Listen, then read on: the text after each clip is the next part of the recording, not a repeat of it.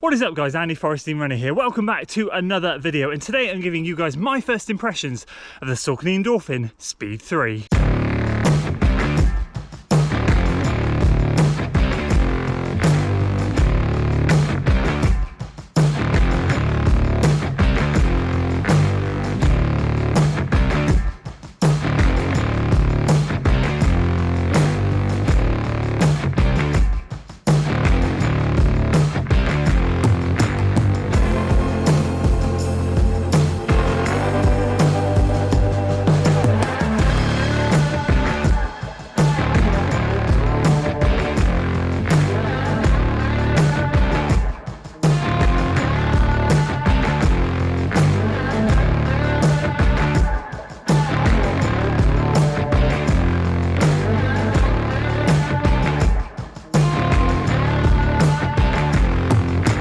So just over 14 miles done and dusted in the Endorphin Speed 3 for their first impressions. Really threw them in at the deep end with a good old long run workout, and they delivered. But we're going to be talking all about the pros and cons of this shoe. I'm excited to share my first impressions and also excited to get more miles in this version 3. Now that I've completed the trilogy this year and finally got the Shift, the Speed and the Pro. So if you're excited for today's video guys, make sure you give it a like, share it with your friends, subscribe to the channel for weekly running content, but we'll kickstart first with a technical overview.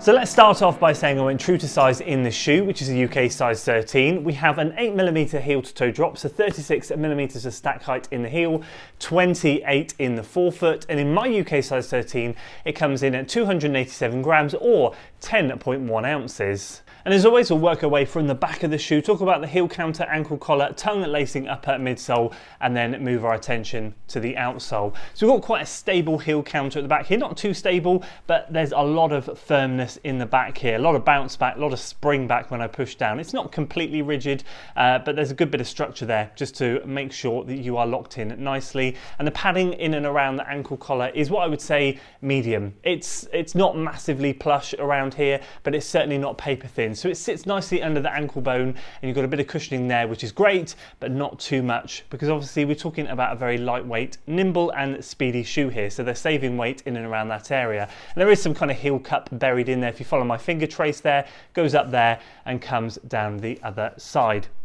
Moving on to the tongue, we have a gusseted tongue, which means it's attached to the medial and lateral side of the shoe, so either side of the shoe here, and just to stop the tongue slipping either way when you're trying to tighten it up or you're running itself. Quite a low cut tongue. It doesn't come up very high, but it is kind of what I would class as an offset cut tongue, which means it's just cut off at an angle, just kind of off to the side to sit around the top of your ankle nicely there. Medium padding, there's really not too much padding there, but it's not paper thin, but there's certainly no plushness there in that shoe. And overall with the lacing, good solid lacing system here, pretty standard as you can see. The overlay footage will show it as well, plus the extra eyelet hole at the top there. Get a really good lockdown, and as you can see, someone with a wide foot, I slipped this off without undoing the laces. I know that'll trigger some of you, sorry, but I did. And you can see how tight I've actually tied the laces. So someone with a wide foot, I've really had to pull this in. But overall, a really good solid lacing system. The laces are quite stretchy, and I'm not gonna lie, I was concerned when I went out for the first run. I thought, oh, these are quite stretchy laces, a bit kind of like bungee cord feel. But actually they didn't come loose in the slightest, and I had no issues with them whatsoever. And they are quite long, so definitely plenty of extra lace room to use the extra eyelet hole if you need to. We have an engineered mesh upper, which is very, very breathable, lovely and open, really felt good on foot. Quite a wide base shoe. Well, we'll talk about the width shortly, but quite a wide toe box as well. So again, someone like me with a wider foot, really felt like I had lots of room for my toes to splay. That was nice.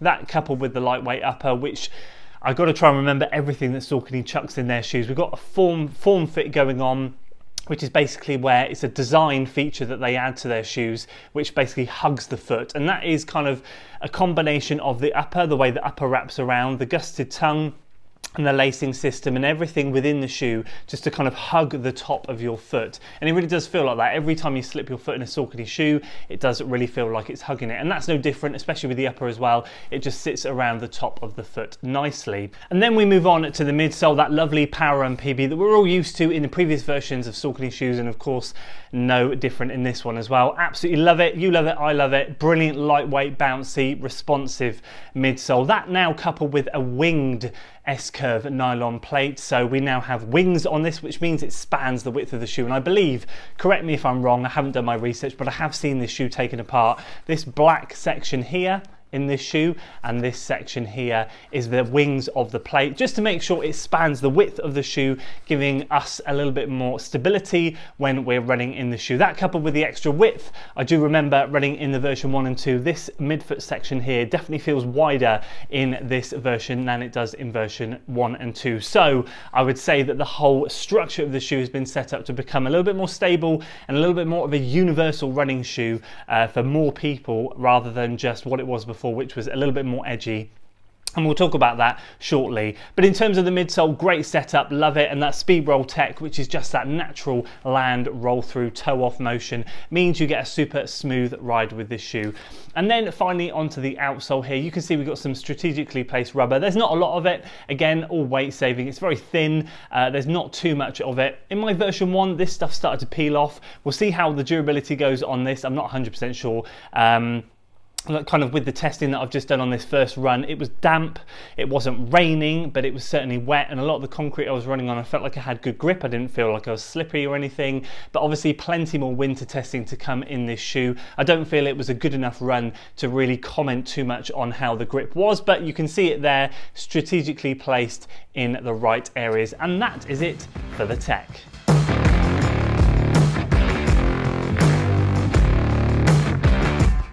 So on to my first impressions. How did I find this shoe? Well, just before I tell you that, quick disclosure, this is a pair of shoes that was sent to me by Saucony for the purpose of review. However, they have no editorial control, nor will they hear or see my thoughts before it airs here on YouTube. That being said, a massive thanks to Saucony for sending me this pair of shoes for the purpose of review. So what do we do in this shoe first and foremost? Long run, 30 minutes moderate, 15 minutes tempo, 60-second light jog, 10 minutes tempo, 60-second light jog, 30 minutes moderate, and finishing off with 4 by 20-second strides. So I really threw this thing in at the deep end, just over 14 miles, as I said in the intro, and it handled it so well. And I think what I've forgotten with the speed from running in previous versions is it just handles pace changes so well. Obviously on Saucony's website, they advertise the shoe to be a light and nimble, fast speed day shoe, and I agree, it still fits into that category for me. But I do feel with this extra width now, we definitely have a much more stable platform to play with, and dare I say it, it's definitely getting into the territory of a cruisy type of shoe rather than that edgy, fast, dynamic speed shoe that we saw in the Speed version 1 and 2. So I think what we've seen in 2022 with a lot of shoes is an expanded width across the midfoot area here. So this definitely feels wider. I might be wrong. I haven't measured it, and I should have measured my version 2s before I left the house to record this, but I feel like this section here is definitely wider. This toe box definitely feels wider as well. I mean, the space I had for my toes to splay in this shoe was absolutely wonderful, and with this wider surface area, it definitely lends itself to a more stable ride, hence why I am kind of referring this to maybe more of a cruisy shoe. I definitely see myself potentially in the future running more marathon pace miles in this shoe. Not that I wasn't doing that in the previous versions, but I feel like potentially the sweet spot of this shoe, if we've got a scale here, let's have my imaginary scale, easy pace up to VO2 max intervals, let's say, and we've got moderate pace, we've got marathon pace, we've got half marathon pace, 10k, slightly faster than 10k, 5k, and then we've got the VO2 max stuff. I definitely felt like on a sliding scale, this thing could handle, marathon pace was great, and really up to VO2 max work. I felt like the top range could be handled so well with the speeds. I feel like with this shoe, I would squeeze it down to sort of like 5k, 10k pace, and maybe leave that where it was in marathon pace, but say the sweet spot was probably around half marathon pace. So I feel like it's kind of just gone a tiny bit, but also rather than the Speed 1 and 2 where it was definitely a good sweet spot right at the top end, I feel like that sweet spot has kind of shifted back a little bit. Does that make sense? I just feel like with the stability in this shoe, you're going to get something that you can cruise a little bit more in than we could in the previous versions. That being said, I haven't got anything negative to say about the shoe. Bearing in mind it's only one run, there'll be plenty more testing to be done in this shoe, but the pace changes that I was able to do and how effortless it felt and how good it felt just reminded me what a great and versatile shoe this is. So my overall riding thoughts after this first run is a good solid update. We're talking about 0.3 of an ounce heavier. We're talking about 10 grams heavier. I think my previous versions were 278 grams and these are 287, so sort of 9-10 grams heavier, which really is negligible. It's tiny, it's really nothing for me to worry about, and I'm not going to stress about a little weight gain like that. It's really not a lot. It's just if future versions keep creeping up like that, that's when you need to worry. But right now, still got this lovely lightweight versatile shoe here for me to use on what I would really say is moderate and upward running, but really I think the sweet spot for this is going to be in and around that marathon to half marathon pace. So I'd love to hear your thoughts on the Speed 2. I've heard a lot of them in previous videos, especially on the 7 shoes I wish I tested in 2022, and I did make a mention there that I would hopefully get to test this before the year was out, and thankfully we have. A lot of you said we're kind of divided with opinions. I'd love to hear what you think now in the comments below. I'd love to hear what you think on the updates to the shoe.